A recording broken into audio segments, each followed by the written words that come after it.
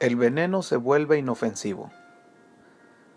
La palabra de Dios dice, y si bebieren cosa mortífera, no les hará daño. Cierto día Dios nos dijo que visitásemos a cierto pueblo en la selva.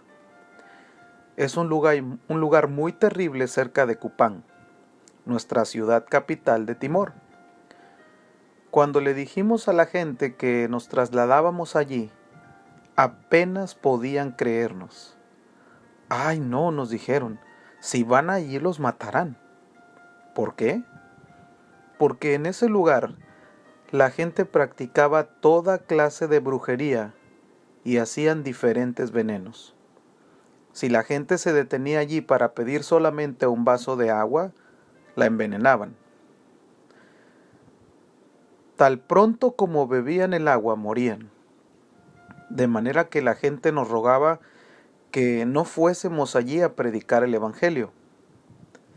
Pero Dios le dijo a mi hermana, a mi cuñado, a mí y a otros 4 más que fuésemos: si morimos, moriremos porque Dios nos dijo que fuésemos allí, replicamos. Pero en realidad estábamos muy asustados. Luego Dios nos recordó el versículo que dice, si bebieren cosa mortífera, no les hará daño. Cuando llegamos al pueblo, lo primero que hicieron fue darnos alimento y algo para tomar. Todos nos miraban. Estábamos asustados, pero confiamos en Jesús y comimos porque habíamos andado varios kilómetros y teníamos hambre. Después de terminar de comer, comenzamos a predicar el Evangelio. Pasaron varias horas. Cuando terminamos, un hombre se nos acercó. Señor, usted debe tener poder en su vida, me dijo. No, no tenemos ningún poder, le replicamos. ¿Se está burlando?, me dijo. Le respondimos, no tenemos ningún poder, somos seres humanos como usted. No, nos dijo, no les creo. Si no tienen poder, algo muy grande debe haberlos protegido. ¿Qué quiere decir?, le pregunté. Cuando ustedes vinieron, yo puse el veneno más fuerte que tenemos en sus alimentos, me dijo. Debieran de haber muerto en 3 minutos, pero los observé y después de 3 minutos nada pasó. Ahora ya pasaron más de 2 horas y nada les ha ocurrido. Ustedes deben tener mucho poder o un poder que los protege. Comprendimos lo que nos quería decir y le replicamos, sí, el poder de Dios está con nosotros. ¿Qué es eso?, me contestó, yo quiero ese poder. Le explicamos respecto del amor de Jesús y le hablamos de nuestro precioso y maravilloso Redentor. Ah, sí, nos respondió, no necesitan predicarme más. 1 minuto más es suficiente para mí, para entregar mi vida totalmente a Cristo. Corrió a su casa y juntó todas sus hechicerías y artículos demoníacos y los arrojó al fuego. Jesús, por favor hoy toma mi vida, dijo, eres maravilloso. A través de ríos profundos. El Señor envió a otro conjunto evangelístico a una zona del Timor en donde tenían que cruzar un río, pero no había puente. El río Noemina tiene unos 100 metros de ancho y es el río más grande en Timor. Durante la época de las inundaciones, este río tiene una profundidad de entre 8 y 10 metros. La corriente es muy poderosa y a veces arrastra hasta árboles gigantescos. Cuando el equipo evangelístico llegó al río, se asustó. Ninguna persona con sentido común se atrevería a cruzar el río durante las inundaciones.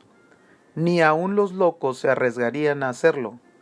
De manera que el conjunto evangelístico se detuvo a la orilla del río y oró diciendo, Señor, ¿qué haremos? Una de las características del avivamiento indonesio consiste en que antes de que salgamos a predicar, Dios nos proporciona todos los detalles de lo que debemos hacer. Lo escribimos en un papel y lo cumplimos exactamente. Si nos dice que nos detengamos en algún lugar o ejercemos nuestro ministerio en otro sitio, hacemos precisamente lo que nos diga el Señor. Dios nos dijo, crucen el río. Por lo general, los equipos evangelísticos de Indonesia no viajan durante la estación de las lluvias. Durante la estación de las lluvias en Indonesia, llueve torrencialmente, a veces por espacio de 40 días. Llueve día y noche sin detenerse, y es muy difícil viajar. Lo más maravilloso que la Biblia nos dice, Dios suplirá todas nuestras necesidades. A veces salimos sin tener paraguas o impermeables. Señor, le decimos, nos dijiste que saliéramos. No tenemos paraguas ni impermeables. Señor, por favor, protégenos de la lluvia en el nombre de Jesús. Amén. El Señor nos responde, lo que pides creyendo lo tendrás. No vamos a bailar o a perder el tiempo, vamos a predicar el Evangelio, de manera que Jesucristo nos protege de la lluvia.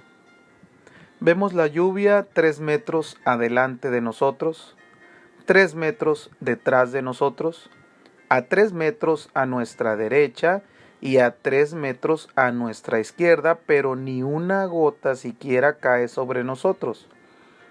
Cuando llegamos a los pueblos, la gente nos pregunta, ¿de dónde vienen? Hemos recorrido una distancia de 80 kilómetros, les respondemos. ¿Caminaron en la lluvia?, nos preguntan. Sí, les contestamos. Ven que tenemos los pies embarrados y se preguntan por qué no tenemos el cuerpo mojado. Les respondemos que el Señor nos protegió y no nos creen. A veces salen y procuran descubrir dónde tenemos oculto nuestro paraguas o nuestros impermeables, pero nunca los encuentran porque Dios nos ha protegido y no habíamos usado ni paraguas ni impermeables. De esta manera operó Dios en favor del equipo evangelístico que debía cruzar el río. La gente que lo vio estaba maravillada de que no estuviesen empapados a raíz de la lluvia torrencial que había caído. ¿Quiénes son ustedes?, les preguntaron muchos de los paganos que se habían congregado en el río.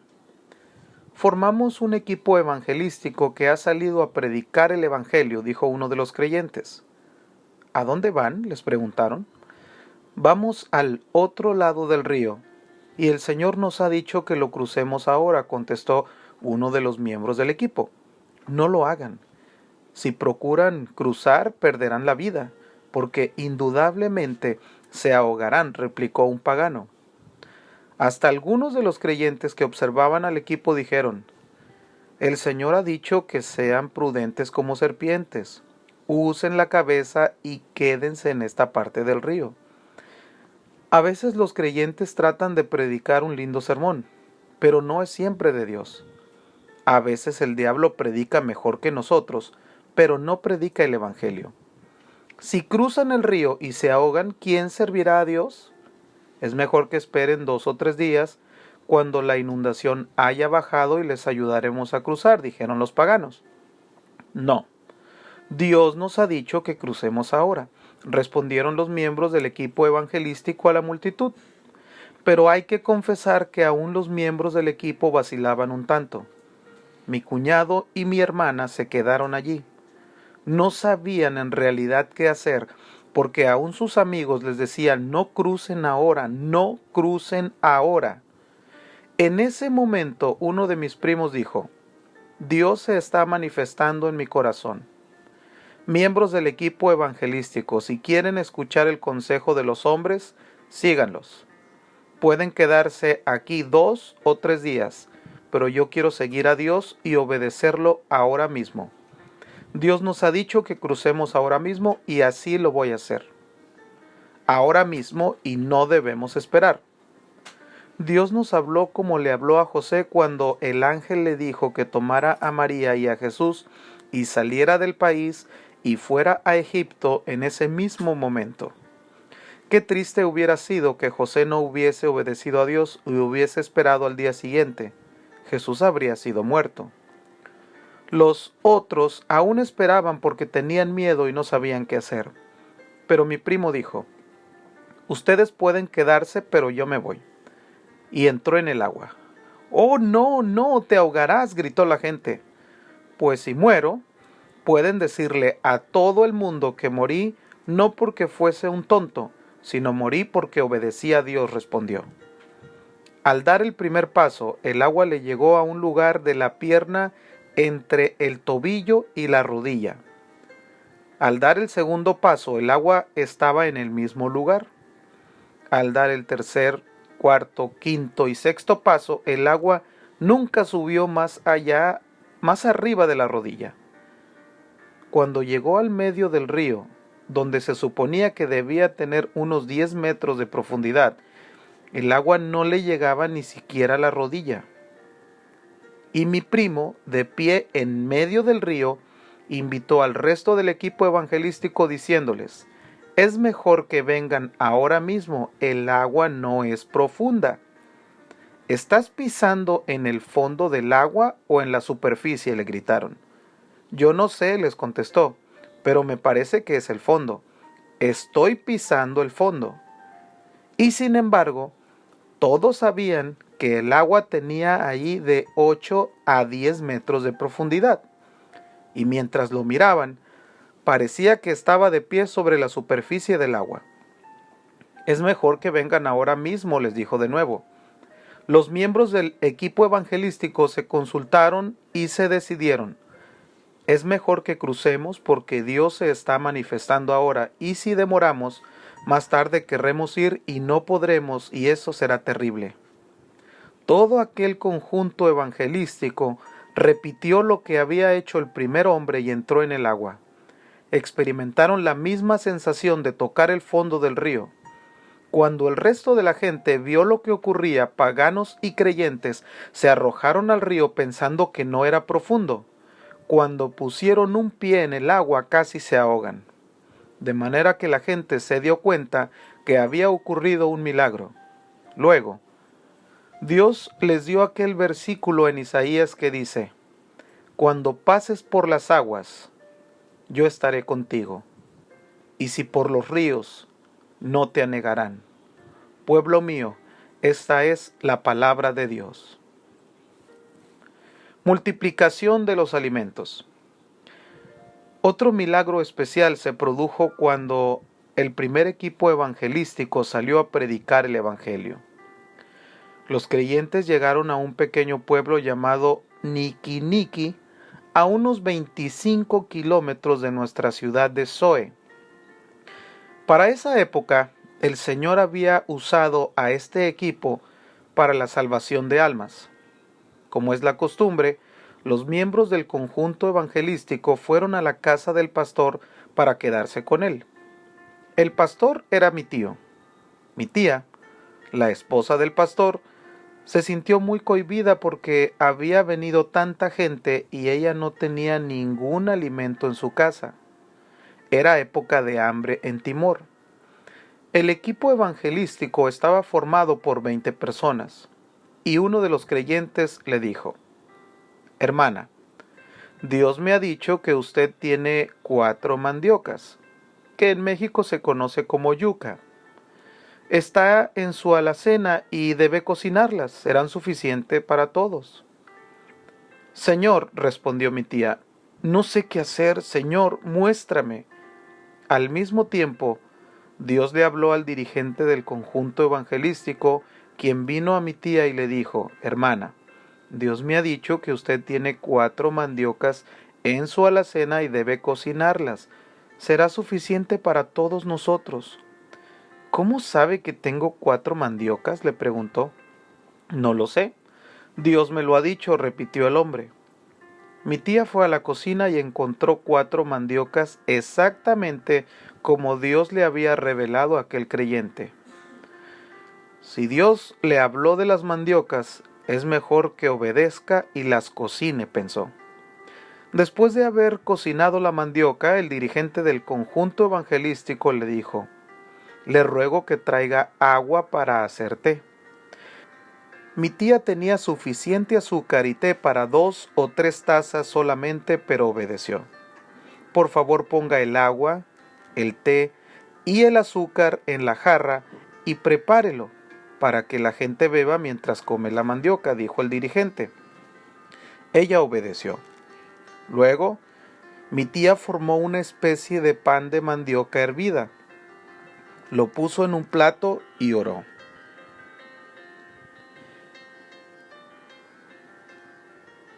El dirigente del conjunto evangelístico también oró. Después de orar, Dios les dijo que se le entregara a cada uno de los huéspedes un plato, y así se hizo. Luego se repartieron las tazas.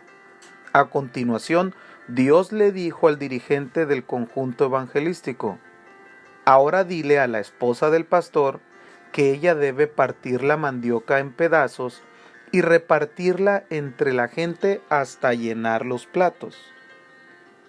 Aunque ella pensó, esto es imposible porque no hay suficiente mandioca para llenar ni siquiera un plato, pero obedeció al Señor. El primer hombre que se presentó con el plato estaba muy contento, puesto que era el primero en recibir algo que comer. Pero el hombre que ocupaba el último sitio en la fila, un buen amigo mío, estaba bastante disgustado porque era muy comilón. Era un hombre corpulento y más tarde le pregunté cómo se sentía. Me respondió: estaba muy asustado. Oré intensamente y dije: Señor, mi Dios, soy el último de la fila y solamente hay un pan de mandioca. Solo recibirán una porción 3 o 4 personas.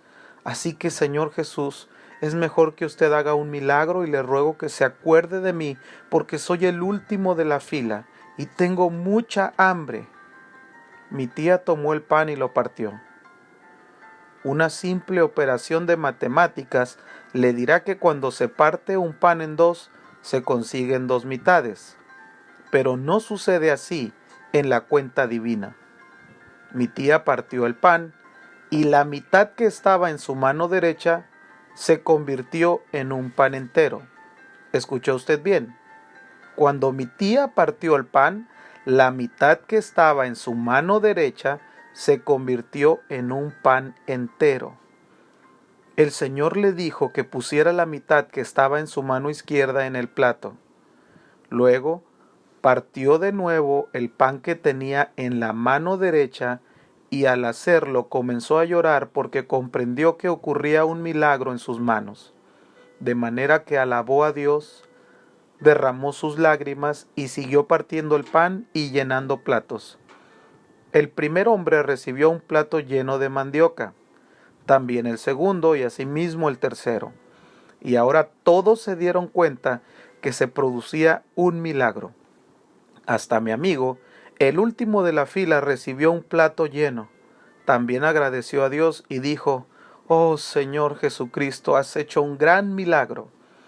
Todos, después de haber comido pan de mandioca, vinieron a buscar té al mismo tiempo. Cuando uno come la mandioca, es tan seca que uno siente deseos enormes de beber. Mi tía quería poner solamente un poquito de té en las tazas, pero el Señor le dijo: «Llénalas hasta el borde». Obedeció y había suficiente té para llenar todas las tazas. Algunos tomaron 2 o 3 tazas de té, pero todos quedaron repletos. En realidad, sobraron alimentos, hasta los perros quedaron satisfechos. El Señor aún cuidó de los animales. Capítulo 5. Los hijos de Dios. Dios se manifiesta no solamente entre los adultos, sino entre los jóvenes y también entre los niños.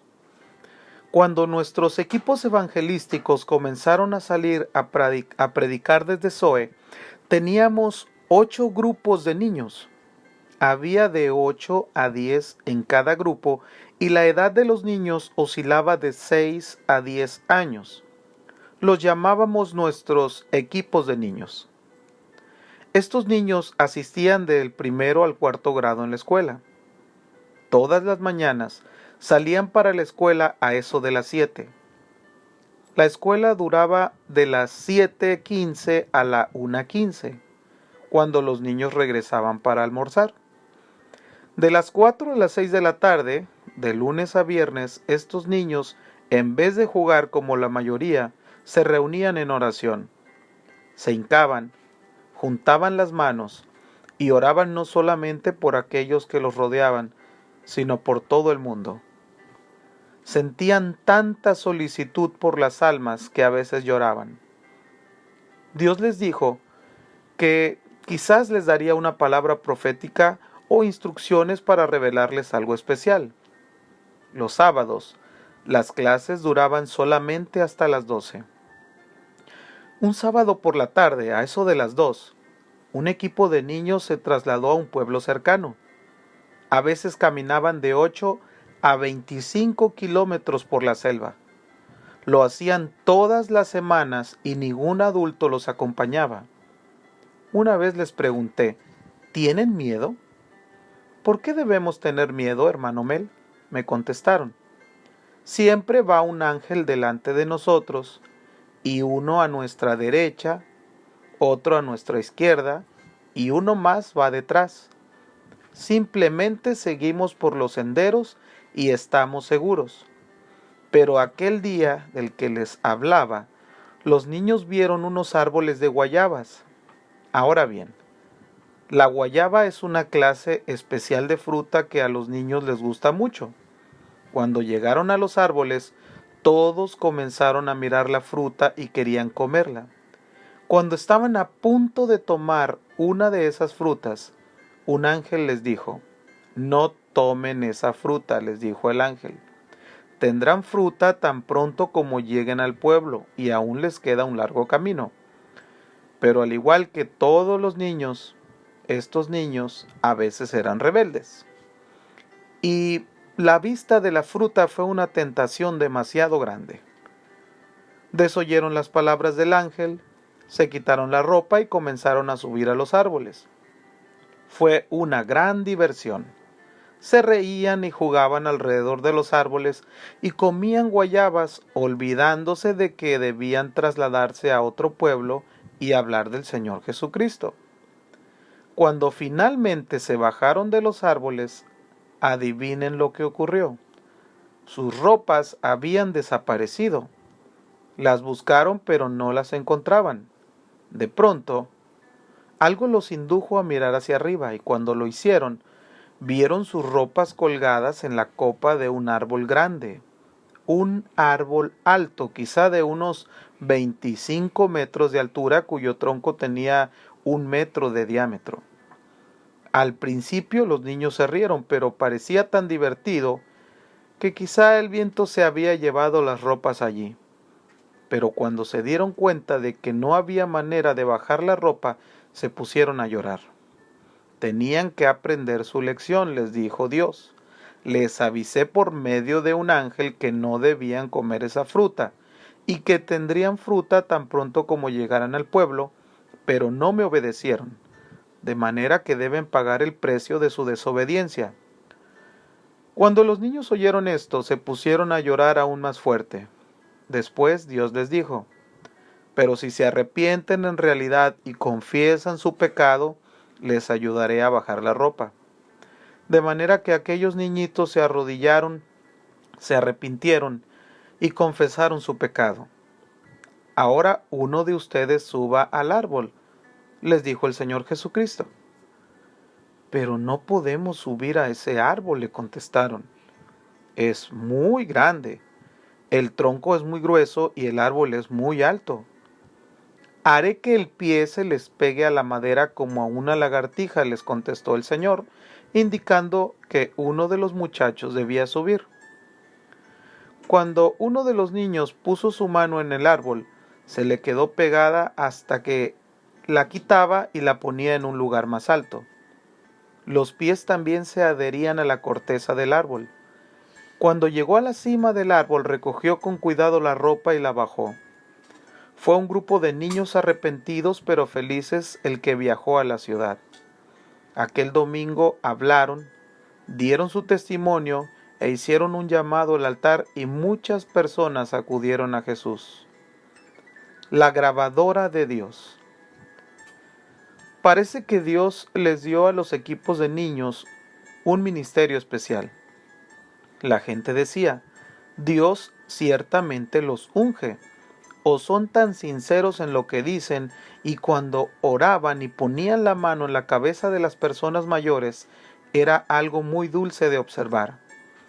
Muchas personas quedaron sanas bajo su ministerio. Un día se trasladaron a la localidad de Kefamenanu para realizar 2 semanas de reuniones. Aunque muchos niños de ese lugar aceptaron al Señor, muchos adultos se negaron a arrepentirse.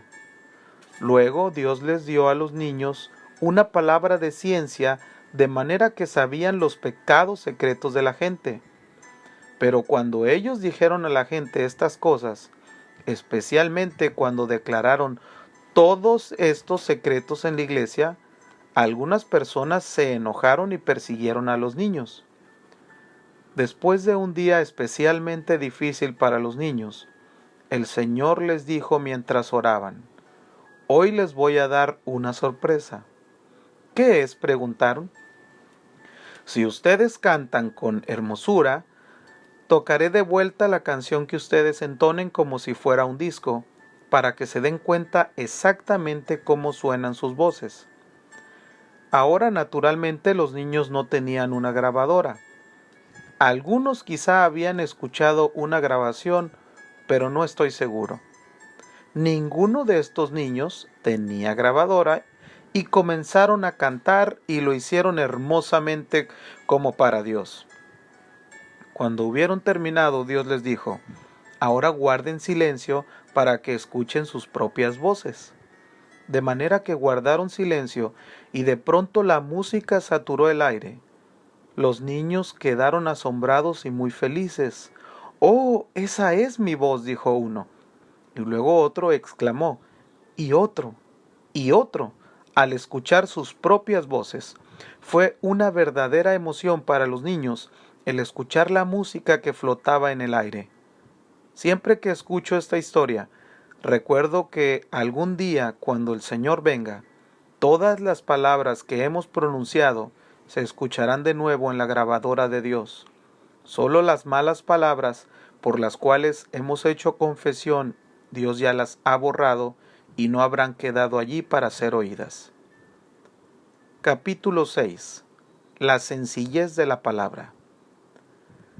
Antes de venir a Estados Unidos, dije: «Señor, soy de un país pagano, y cuando vaya a Estados Unidos, que es un país cristiano, ¿qué les diré? No tengo ningún mensaje para ellos. Aún necesitamos misioneros de Estados Unidos para que visiten nuestro país y prediquen el Evangelio». Pero cuando desembarqué del avión de Los Ángeles, comencé a comprender por qué Dios me había enviado a Estados Unidos. Al principio quedé entusiasmado. El aeropuerto era muy grande y era nuevo. Después de haber caminado y caminado, llegué a una inmensa sala donde había muchas cosas para la venta. Por todas partes vi libros obscenos, bares que vendían bebidas alcohólicas y gente fumando. «¿Qué pasa?», me pregunté. «Dios, ayúdame». Tomé un taxi, triste y profundamente abatido, pero las cosas empeoraron. Por todas partes vi anuncios de bares que vendían bebidas alcohólicas y vi gente que maldecía el nombre de Dios.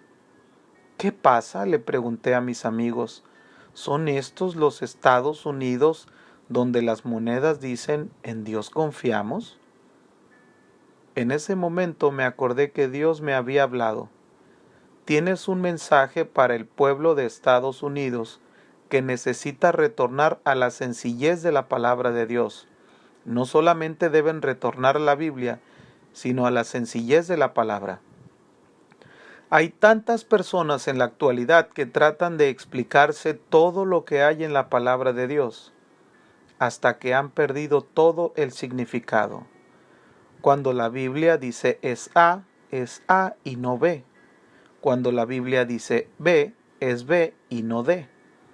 Cuando la Biblia habla de sanidad corporal, es corporal y no espiritual. Y cuando habla de sanidad espiritual, es espiritual y no física. Con mucha frecuencia, cuando leemos un versículo en donde dice que el Señor Jesús sanó a una persona ciega, decimos, tenemos aquí un ejemplo que demuestra que todos somos espiritualmente ciegos y necesitamos sanidad espiritual. Eso no es lo que dice la Biblia. Si era ceguera física, era física y nada más. Cuando la Biblia habla de ceguera espiritual, es espiritual y no física. Se juega demasiado con la Biblia. Hablamos de que Jesús sanó a la persona lisiada y afirmamos, oh, todos somos lisiados en tantas formas espirituales. Si acude a Jesús, Él lo sanará espiritualmente, pero hoy no sana a los físicos lisiados. Es cierto que somos enfermos espirituales, y sin embargo, la Biblia aquí dice que es algo físico. Debemos de dejar de espiritualizar las Sagradas Escrituras y tomarlas tal cual son. Dios trabaja en los Estados Unidos. Cuando vine por primera vez a este país, no hablaba muy bien el inglés. Quizá conociese bien unas 50 palabras nada más, pero Dios me dijo que cuando me pusiese de pie para hablar, me daría las palabras necesarias. Ahora bien, fue muy lindo que Jesucristo me dijera eso, pero la primera vez que me puse de pie para hablar y vi todos esos rostros ante mí y yo sabiendo tan poco inglés, me asusté. Me quedé allí parado delante de la gente y abrí la boca como el Señor me dijo que hiciera. ¿Y saben una cosa? Las palabras comenzaron a brotar de mis labios, palabras que quizás leí cuando estudié inglés en la escuela, pero que ya no recordaba. Y toda vez que he hablado o que he conversado con alguien, el Señor me ha suministrado las palabras para expresarme. El Señor me ha proporcionado también palabras de sabiduría a fin de ejercer mi ministerio en favor de la gente en este gran país de Estados Unidos. Cuando me encontré en la ciudad de Houston, Texas, una señora se me acercó y me dijo, hermano Mel, amo tanto a mi Señor Jesucristo. Es hermoso amar a Jesús, le dije, pero ¿por qué me lo dice a mí? Si ama a Jesús, todo debe marchar bien. No, no todo marcha bien en mi casa, me dijo. Mi esposo no es tan espiritual como yo. Es porque tengo tantas dificultades en la casa. Mi hermana, ¿qué problema tiene?, le pregunté. Mi esposo es un hipócrita, me dijo. No ama a Dios como yo. Y se puso a hablar mal de su esposo. Ay, me dijo, vine para que usted orara y que el Señor ayude a mi esposo a arrepentirse y que ame realmente a Jesús. Y le respondí, bien, oraré para ver lo que Dios nos dice.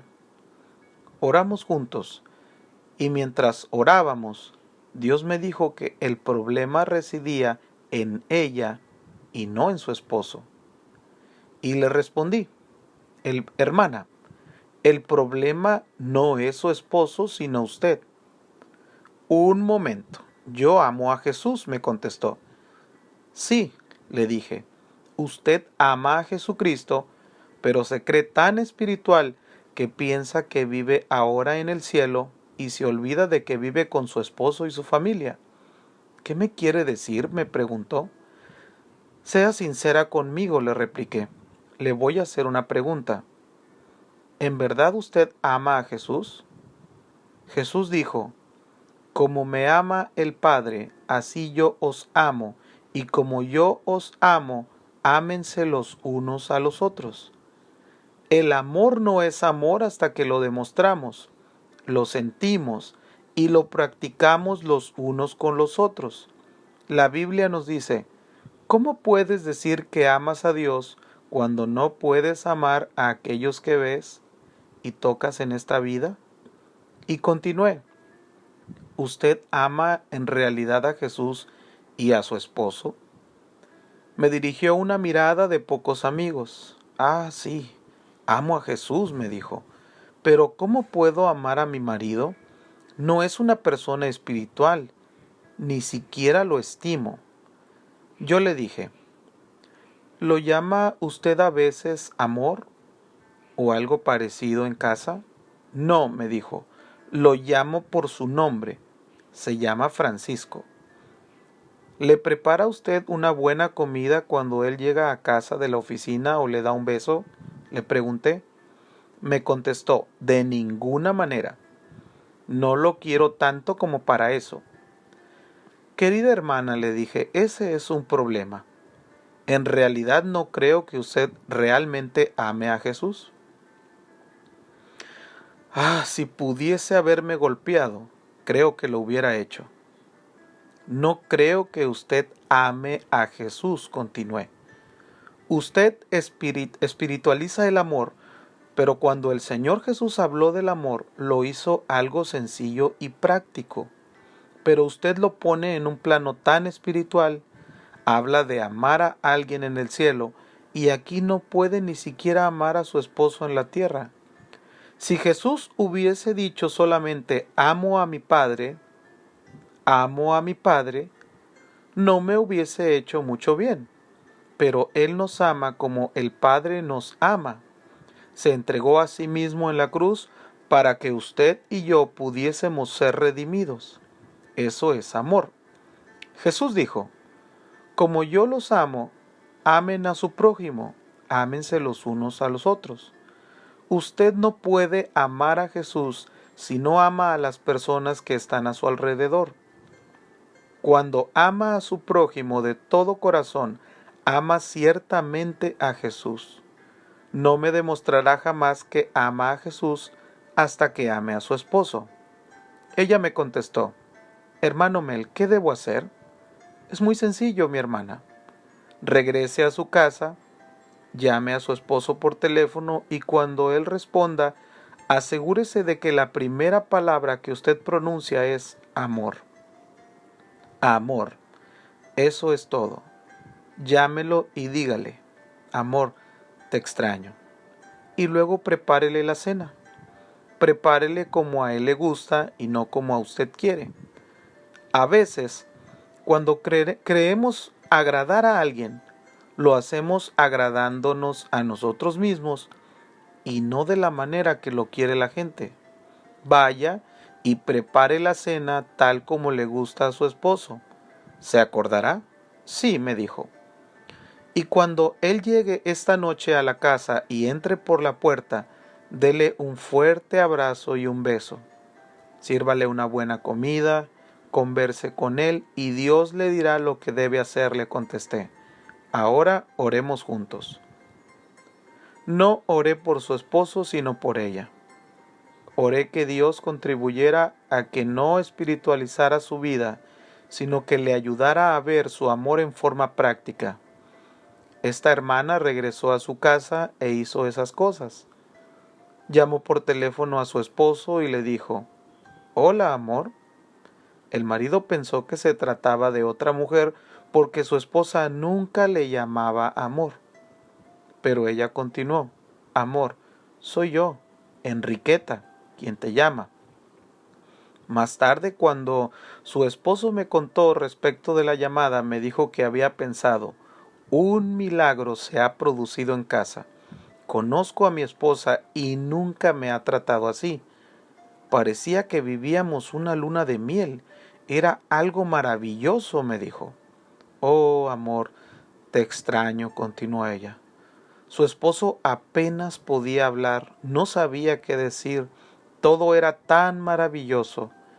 Pero dejó de trabajar y se tomó un mediodía de vacaciones. Cuando llegó a casa, su esposa lo esperaba. Esta vez se dio cuenta que su esposa sí amaba a Jesús. Antes me decía que amaba a Jesús, pero yo no lo creía, me dijo este hombre.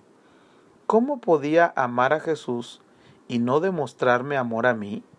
Yo no podía creerlo. Pero cuando vi que procedía así, supe que sí amaba a Jesús. Sin necesidad de un sermón más, el esposo se arrepintió y dijo, Señor Jesús, he sido violento y cruel para con mi esposa. Por favor, Señor Jesucristo, perdóneme y esta vez le pido que entre a mi corazón con plenitud. Dios restauró las relaciones de esta familia en forma maravillosa. ¿Por qué? Porque esta señora, en vez de espiritualizarlo todo y complicarlo, obedeció la Biblia en forma práctica y sencilla. Durante muchos años en nuestras iglesias hemos hecho de la Biblia algo tan espiritual que nos hemos olvidado que Dios quiere que la palabra sea práctica en nuestra vida diaria. Si pudiéramos comprender que la Biblia es nuestra guía y la palabra de Dios, cuando seguimos la Biblia de esta manera, podemos oír la palabra de Dios. Dios desea ser bendecido. Había asistido a la iglesia por 19 años y había aprendido muchos versículos de la Biblia, pero no sabía que Dios quería que le bendigamos. Toda vez que me presentaba ante el Señor pedía su bendición y tardé mucho tiempo en comprender que Dios quiere bendiciones. No se trata de que Dios nos pueda bendecir, pero sí quiere que bendigamos su nombre. En el Salmo 134 se habla con mucha claridad. Mirad, bendecid a Jehová, vosotros todos los siervos de Jehová. Alzad vuestras manos al santuario y bendecid a Jehová. No entiendo de qué manera podemos bendecir a Jehová, pero es mejor obedecer la Biblia que procurar comprender todo lo que hacemos. Creo que a veces la Biblia y la ciencia no están de acuerdo. Hay aún en la Biblia cosas que no entiendo, pero hay muchas personas que quieren hacer de la Biblia una ciencia y convertirla en forma científica. Tratan de establecer qué partes de la Biblia son verídicas, pero el método científico jamás podremos entenderlo en toda la Biblia. No nos dará nunca resultado. El mensaje dirigido al pueblo norteamericano de hoy no es solamente el de retornar a la Biblia, sino el de retornar a la sencillez de la Biblia. Uno de mis amigos misioneros que vino a Indonesia procedente de Estados Unidos me dijo: Hermano Mel, ¿en qué consiste el secreto del avivamiento indonesio? ¿Podemos tener esta clase de avivamiento en Estados Unidos? Otro hombre que lo acompañaba le dijo: Cuando yo regrese a Nigeria, ¿podremos disfrutar allí de un avivamiento como este? Sí, les dije sonriendo. Existe, pero hay una condición. Retorne a Estados Unidos y vaya al Apolo 14. Cuando inicie el despegue a la Luna, tome su pequeña computadora que es su cerebro y póngala en una caja pequeña y envíala también a la Luna. Luego permita a Dios que use su corazón. Cuando habla respecto de las cosas divinas, use su corazón y créalas. Recíbalas tal cual son y permita que Dios ponga en práctica su palabra en usted hasta que la experimente. La diferencia principal entre ciencia y cristianismo es la siguiente. En la ciencia debemos experimentar para creer. En el cristianismo debemos creer para experimentar. Respecto del Salmo 134, no sé de qué manera podemos bendecir a Dios, pero puesto que Él lo dice, simplemente lo creo. ¿Por qué debemos levantar las manos en el santuario? No lo sé. Sencillamente levanto las manos. Dios nos dice que lo hagamos. En esta vida no necesitamos entender todo. Cierto día volaba desde Yakarta a Surabaya. Me hallaba sentado junto a un médico y le hablé del Señor Jesucristo y de su amor. Me cuesta creer lo que me dice, me contestó, porque me es muy difícil entender que Dios, el Espíritu Santo, Jesús y el Padre son uno. ¿Tiene que entender todo eso antes de creer?, le pregunté. ¿Debo entenderlo o nunca podré creerlo?, me respondió. Muy bien. Dentro de un momento le voy a hacer una pregunta y usted me dará la respuesta sincera, le dije. Dentro de mí oré diciendo: Señor Jesucristo, ¿qué le puedo decir a este médico? Es una persona muy inteligente. Y Dios me lo reveló. Me dirigí a este hombre y le dije: Doctor, ¿le gusta el aire que circula en este avión? Claro, es muy bueno, porque es aire acondicionado, me contestó. Y le pregunté: sea usted sincero conmigo, ¿sabe de qué manera funciona el aire acondicionado? No, no sé cómo funciona, me dijo. Quiero retomar el principio que usted ha expresado con anterioridad, le contesté. Usted me dijo que no podía creer ni disfrutar de algo hasta que lo entienda. ¿Saldría usted al calor simplemente porque no entiende el aire acondicionado? Porque usted no entiende el aire acondicionado, no le deberíamos permitir estar aquí. Debiéramos decirle: por favor, no lo disfrute porque no lo entiende. Salga y transpire si quiere. Quédese al sol hasta que se dé cuenta cómo funciona el aire acondicionado y luego vuelva. Casi se enoja conmigo.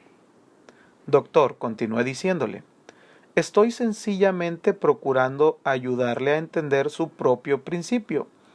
Usted me dijo que si no puede entender algo, no lo quiere. Se estaba dando cuenta de que yo procuraba hacerle comprender. Finalmente le dije: tengo otra pregunta para usted. En el mundo hay plátanos, piñas y toda clase de fruta. Los plantamos en un mismo terreno. Todos reciben la misma lluvia del cielo y el mismo sol. ¿Por qué es entonces que un plátano nace de cierto árbol y de otros cosechamos naranjas y de otros duraznos? No puedo entender ese principio. ¿Lo entiende usted? No, no lo entiendo, me dijo.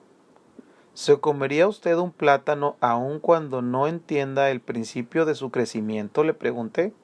Sí, me dijo, beneficia a mi organismo y simplemente me lo como. Pero usted no lo puede comer porque no lo entiende, le dije. A esta altura estaba bastante molesto.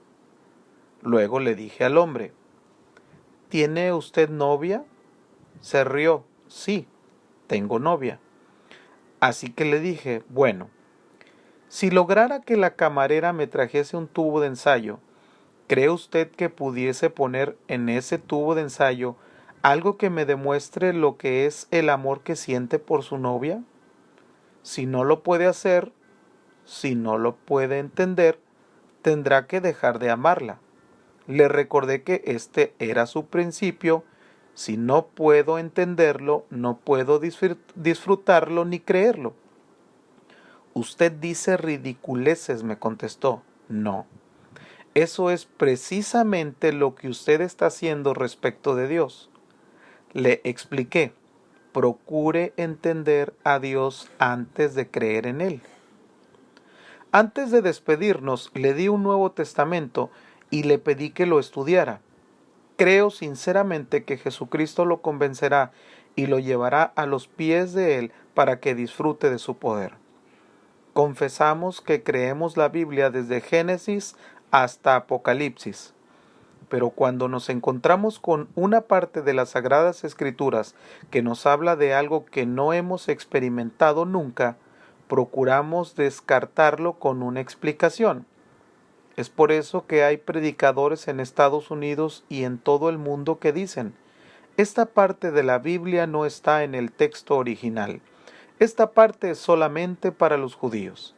Esta parte es para otra dispensación. Cada uno trata de explicarse la Biblia a su manera. Es por eso que no disfrutamos de las maravillosas experiencias de la Biblia.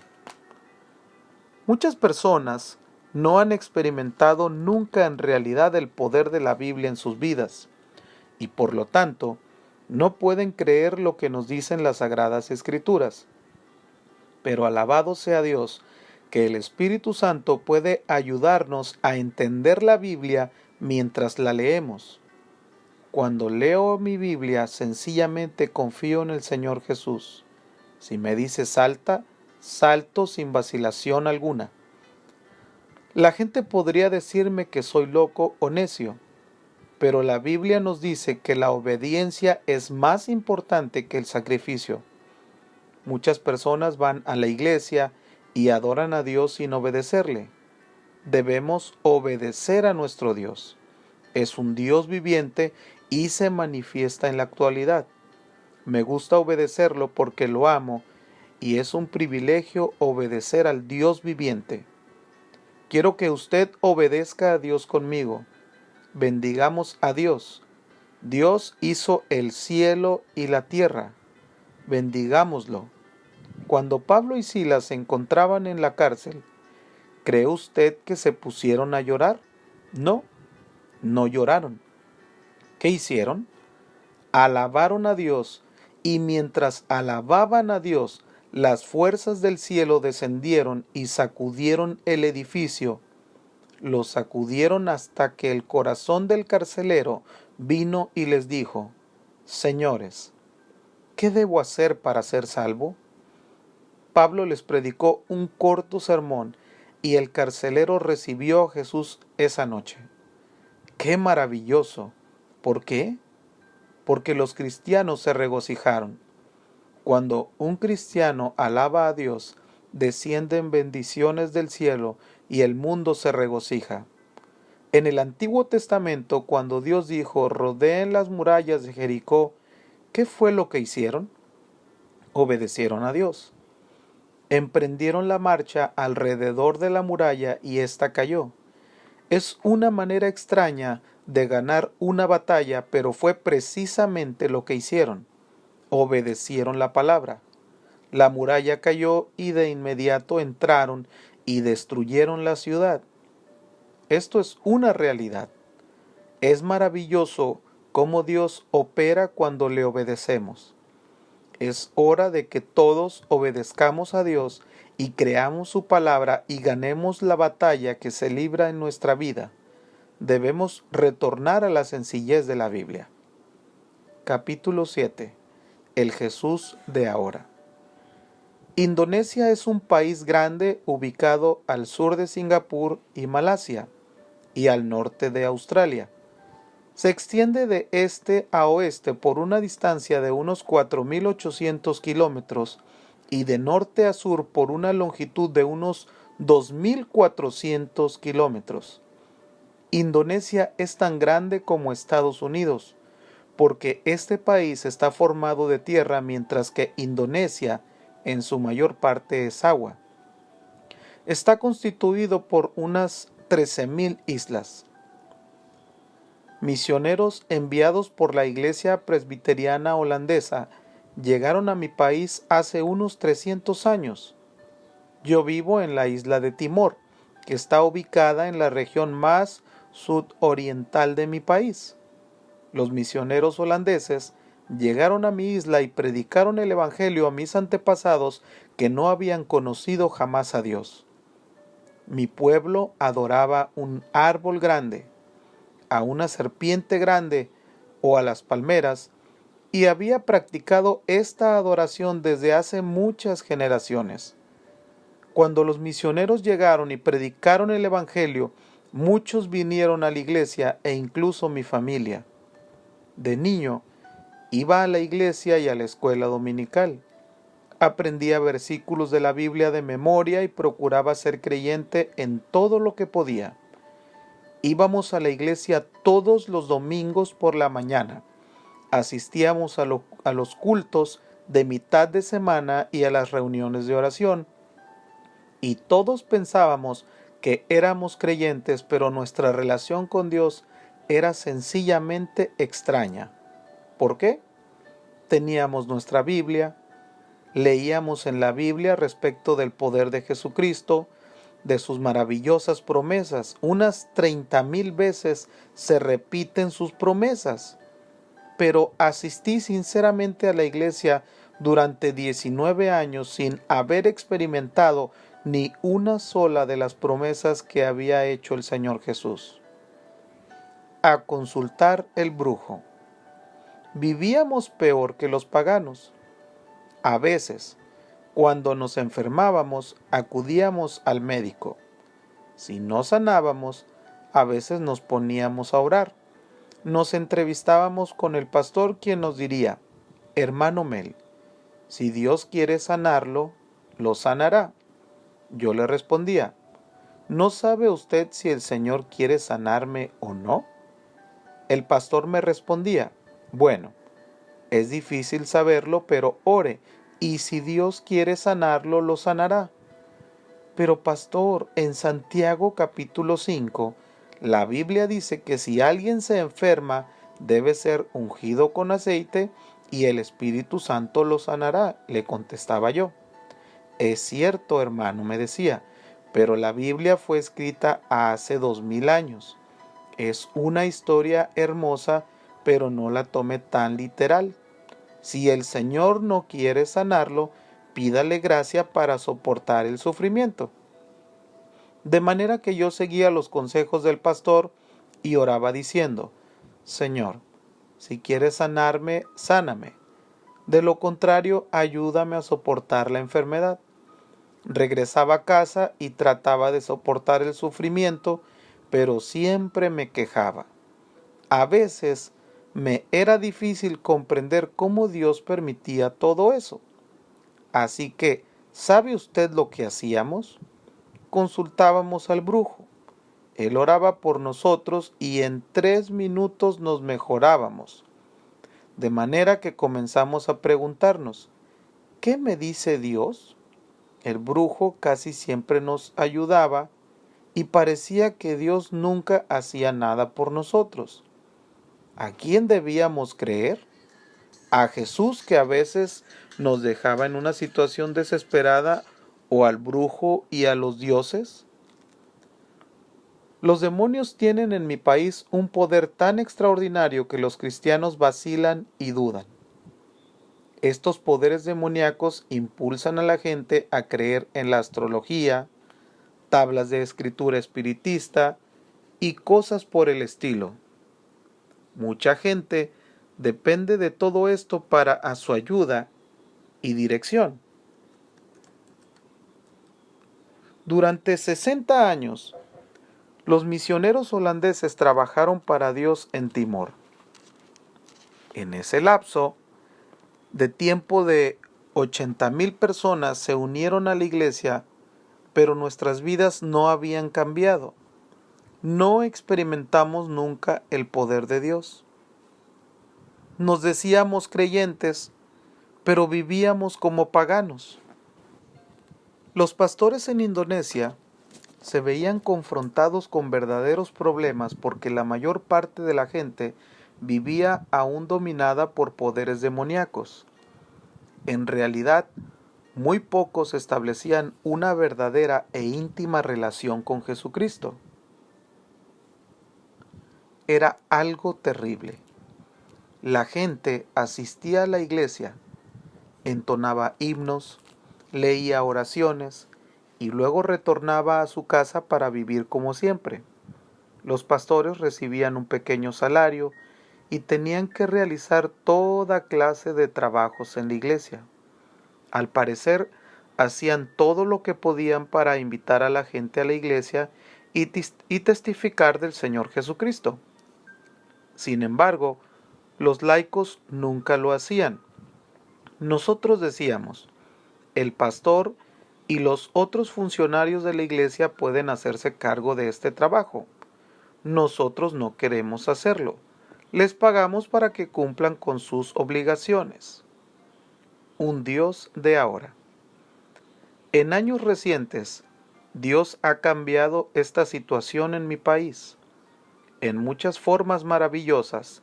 Quizás usted haya escuchado la historia de cómo el Señor se ha manifestado en mi país.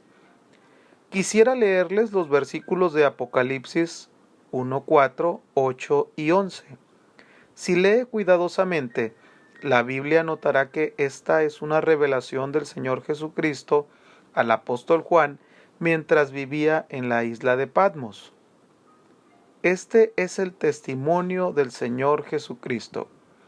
Es una lástima que todos los apóstoles no hubiesen estado allí. Mientras Juan estaba solo en aquella isla, el Señor Jesucristo vino y le reveló estas cosas. Aquella isla solitaria casi se convierte en un cielo para Juan. Cuando vino el Señor Jesucristo, se presentó a sí mismo al apóstol Juan, y me fue fácil comprender cómo lo hizo. Yo soy el Alfa y la Omega, el principio y el fin, el que es y que era y que ha de venir. El Todopoderoso dijo. Estas palabras suenan maravillosas en español. El Señor quiso decir, yo soy el Señor que está ahora aquí, que estaba aquí hace 2000 años y que vendrá de nuevo. Si el Señor se hubiese presentado a sí mismo en la forma que correspondía, hubiese dicho que era, que es y que vendrá de nuevo. Pero no lo dijo de esa manera. Comenzó diciendo que es, luego que era y en tercer lugar que vendrá. ¿Por qué? Yo también comencé a preguntarme el por qué y Dios me reveló la verdad. Dios quería que el apóstol Juan supiera que no es solamente el Señor que vivió hace años, hace 1000 años o hace un día, pero que es un Dios que vive con nosotros hoy. No es solamente el Dios que ha hecho algo ayer y el Dios que hará algo en el futuro. Lo que el Señor Jesús quería recalcarle a Juan era lo siguiente: estoy aquí hoy, yo soy el Dios de ahora. ¿Cómo alabo a Dios por esta verdad? Muchos creyentes tienen al Señor Jesucristo, pero su Jesús es el de hace 2000 años, un Jesús del ayer. Teníamos al Jesús que sanaba a la gente hace años y que echaba fuera demonios hace años, que realizaba milagros hace años y que ayudaba a la gente hace años. Es difícil creer en un Dios como ese, pero Jesús dijo, yo vivo hoy, no hace 2000 años. Si necesito un Dios que viva hoy y no hace muchos años. Le necesito ahora. Muchos creyentes viven en lo que denominan la bendita esperanza. ¿Qué es eso? Quizá me pregunten. Bueno, cantan un himno que dice cuando ya se pase lista y hablan de la bendita esperanza y la bendita aparición del Señor Jesucristo. Esperan el retorno y la aparición del Señor. Yo también lo espero, pero es solamente una esperanza.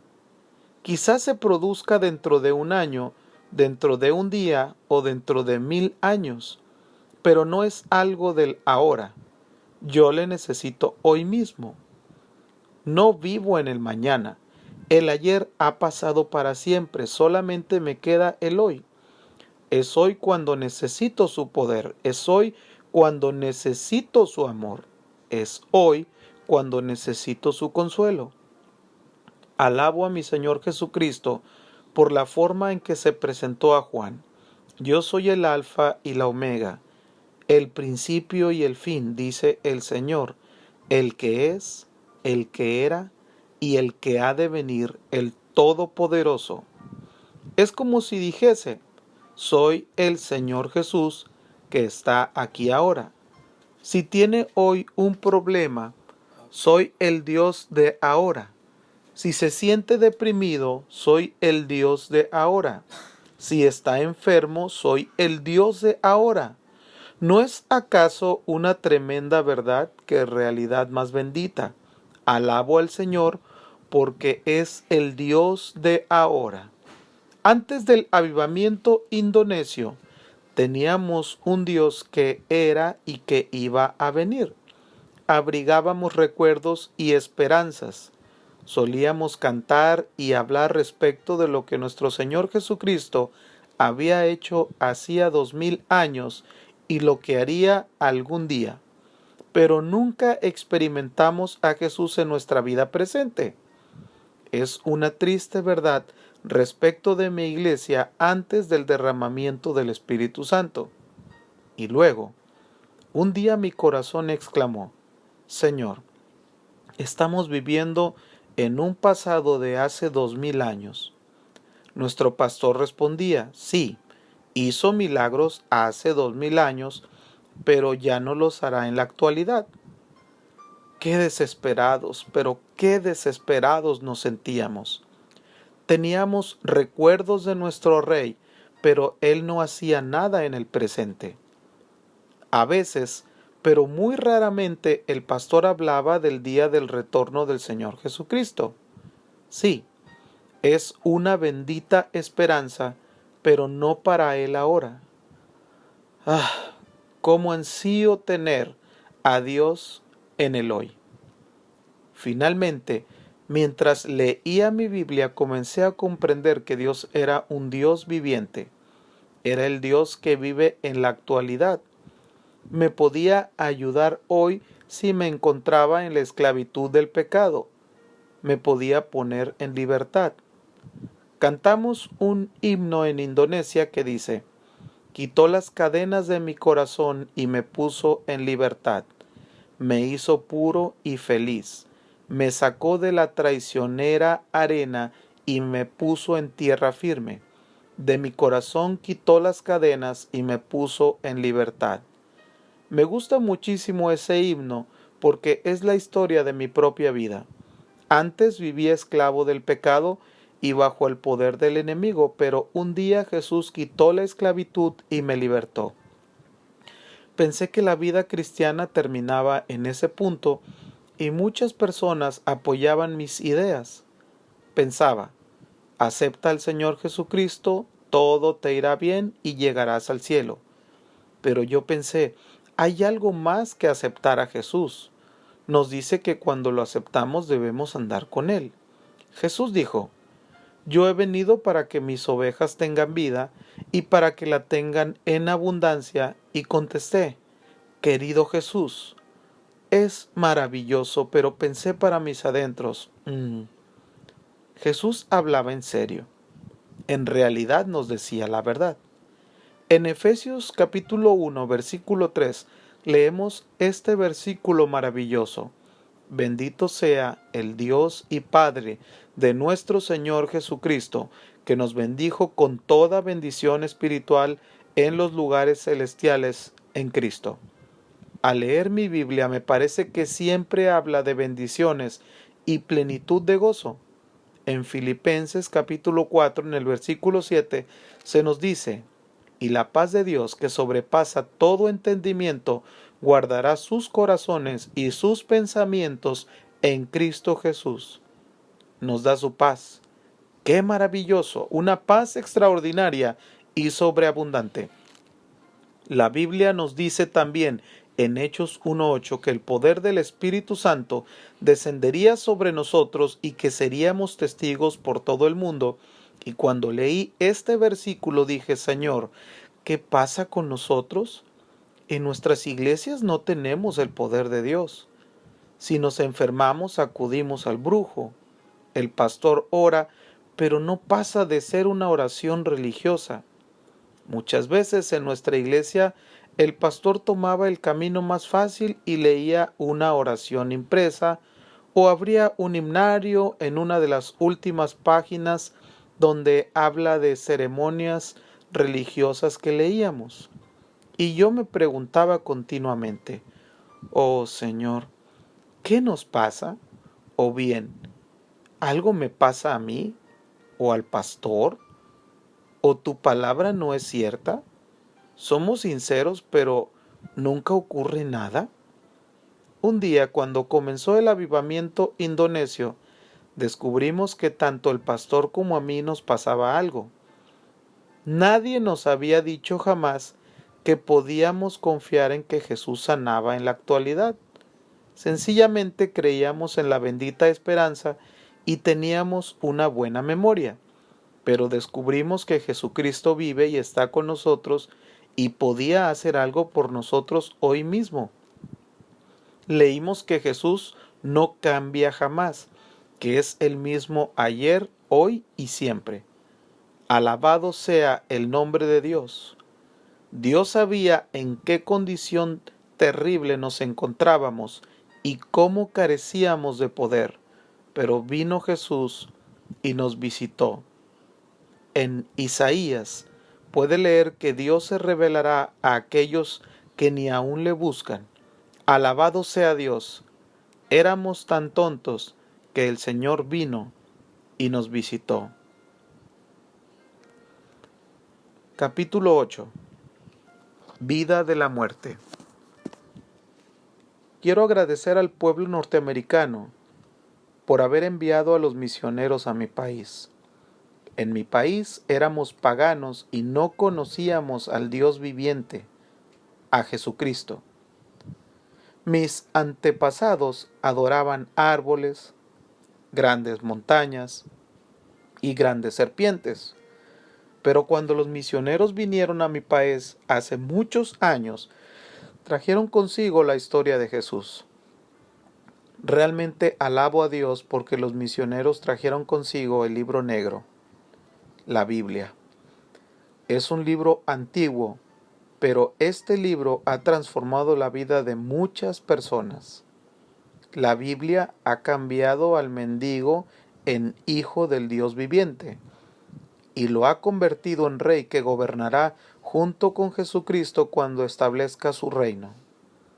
Este libro ha hecho también humillar al rey para que se convierta en mendigo, porque hasta un rey debe comprender que a la vista de Dios nada es. A igual que el mendigo, el rey necesita la gracia y misericordia del Señor Jesucristo. La Biblia, que ha convertido al mendigo en rey y al rey en mendigo, ha transformado también la vida de mi país. Este libro ha transformado la vida de mi madre, de mi padre y la mía propia. Cierta noche nuestro equipo evangelístico se trasladó a la villa de Atambúa a predicar. Viajaban con el equipo mi hermana, mi cuñado y el pastor. Esa noche les hablamos a una mujer que nos hospedaba acerca del Señor Jesucristo y ella lo recibió como su Salvador personal y todos nos regocijamos. Por la mañana, cuando esa señora se despertó, se trasladó a la cocina para prepararnos el desayuno. Mientras trabajaba, se desplomó en el piso a consecuencia de un ataque al corazón. Su esposo nos despertó y dijo: «Oh, hermanos, vengan y oren por mi mujer, no sé qué le pasa». Fuimos a la cocina y nos pusimos a su alrededor. Luego, el dueño de la casa examinó a la mujer, puesto que era médico, y exclamó: «Está muerta». No sabíamos qué decir o hacer. Finalmente mi cuñado nos dijo: «Vamos a otra pieza, quiero decirles algo». Le seguimos. Cuando entramos a la pieza, mi cuñado nos dijo: «Dios me ha dicho que si nos ponemos a orar alrededor de la mujer, ella resucitará». Yo me asusté porque era la primera vez que íbamos a orar por alguien que había muerto y nunca lo habíamos hecho antes. Yo sabía que en la Biblia hay narraciones de muertos que resucitaron y sabía respecto de Dorcas y Lázaro intelectualmente, pero me era difícil creerlo. No estaba seguro que Dios devolvería la vida a una persona que había muerto, y cuando me habló mi cuñado, procuré hallar la solución en mi mente. «Oh, querido, mejor que no lo hagamos», le dije, porque en ese momento los niños comenzaban a llorar y los vecinos venían y se había congregado mucha gente. Si vamos allí y oramos y no ocurre nada, nos hallaremos en una situación muy difícil, pensé. Sería muy tonto ir a orar por una persona que ha muerto. Quería tener una excusa para no ir y orar, así que le dije a mi cuñado: «¿Estás seguro que esto es lo que Dios dice?». «Sí, estoy seguro». Fue así que le pregunté a los demás, ¿quién de ustedes piensa como mi cuñado? Yo no tengo en mi corazón el testimonio de que sea así. Si ustedes quieren ir, bien, pero yo quiero disculparme porque no quiero orar con ustedes. Me quedaré aquí y oraré. Pero si alguno de ustedes piensa como mi cuñado, vaya con él. Luego me volví al pastor y le dije, Pastor, ¿qué piensa usted? Hermano Mel, me dijo, yo tampoco tengo el testimonio en mi corazón. Mejor me quedo aquí con usted. Me dirigí a los demás miembros del equipo evangelístico y les pregunté, ¿y ustedes qué piensan? Mejor que nos quedemos aquí con usted para que Dios nos dirija, me dijeron. Como resultado, nuestra petición fue contestada. En realidad, no esperaba la directiva de Dios. Simplemente no podía creer que Dios podía hacer aquello. Es fácil conocer la palabra de Dios, pero a veces es muy difícil confiar en Dios implícitamente en una situación. Muchas veces descubro que es mi propia computadora, mi cerebro, que se interpone entre mí y Dios. En realidad, aquella vez fue un obstáculo en nuestro camino. Mi cuñado no podía obedecer a Dios porque nadie quería unirse a él. Finalmente dijo, bueno, quizás sea mejor que oremos en esta habitación. Y lo hicimos. Oramos en aquella habitación durante varias horas, pero la mujer no resucitó. Bueno, señor, ¿qué fue lo que estuvo mal? Le pregunté. Yo quería que ustedes oraran junto a ella, me dijo el señor, pero ustedes no me obedecieron y nada ocurrió. De manera que hicimos el funeral y sepultamos a aquella mujer. Dejamos a aquel pueblo sin ver la obra del Señor. Aquella vez, sin embargo, el Señor me indicó que la mujer debiera de haber resucitado para que su nombre fuera glorificado, pero a raíz de nuestra incredulidad obstaculizamos las operaciones del Señor Jesucristo. Me sentí muy mal. Y cada vez que voy a ese lugar y veo el cementerio, es como una lápida para mi incredulidad. Dios nos había hablado con tanta claridad, pero a raíz de nuestro razonamiento no confiamos en Él. Esta historia me recuerda del hombre que acudió a Jesús.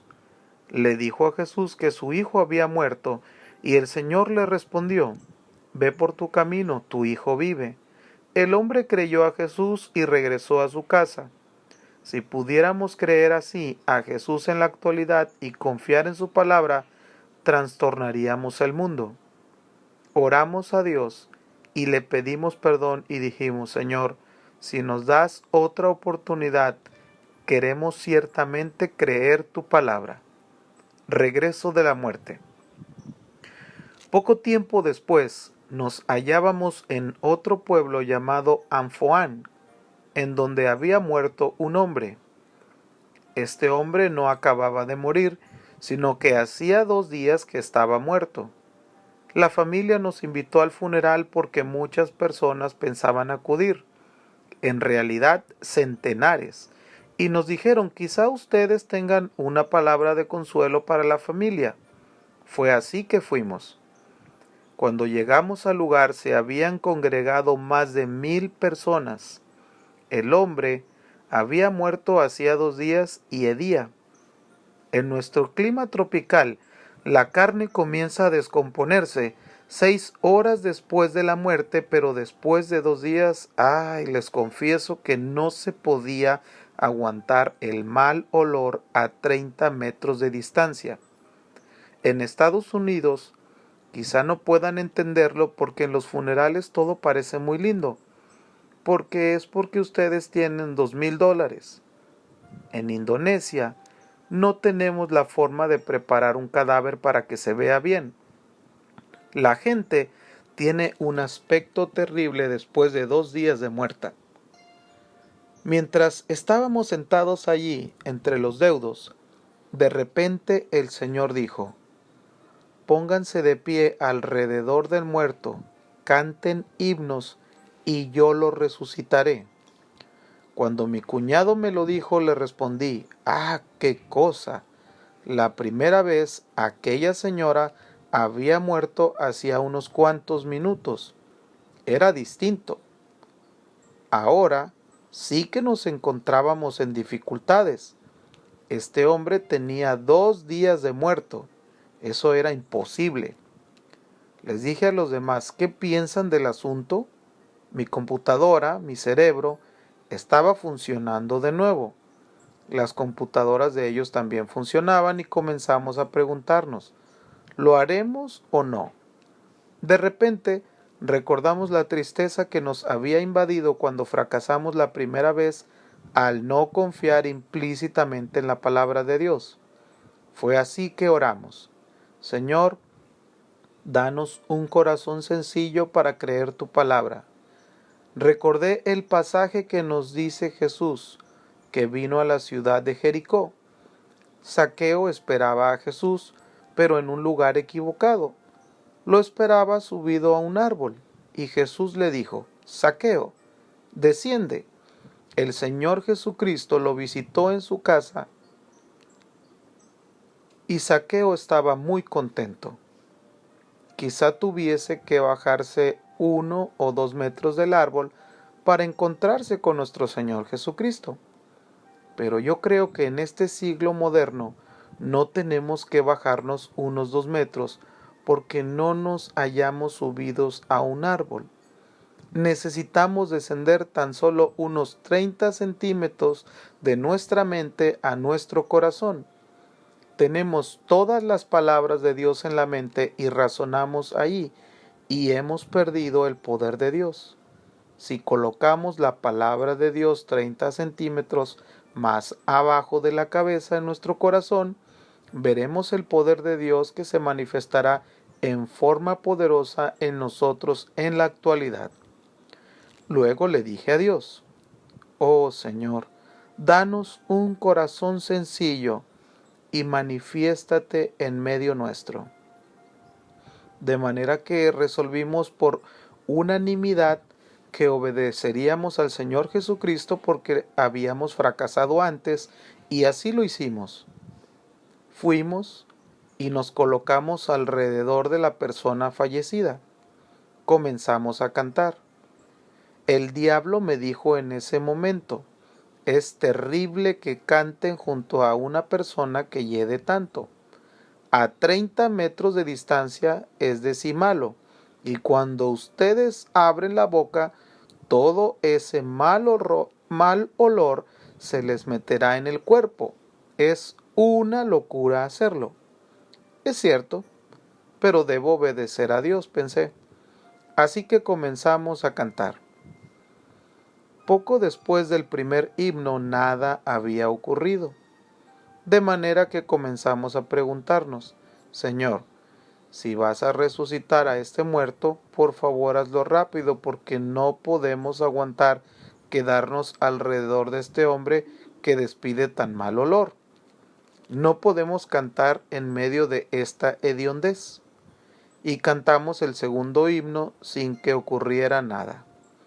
Al cantar el quinto himno nada ocurrió, pero al comenzar el sexto canto, el hombre comenzó a mover los dedos de los pies y el equipo evangelístico comenzó a asustarse. Circula una historia en Indonesia que a veces cuando la gente muere, luego despierta, abraza a una persona que está junto al féretro y luego se muere de nuevo. No obstante, seguimos cantando.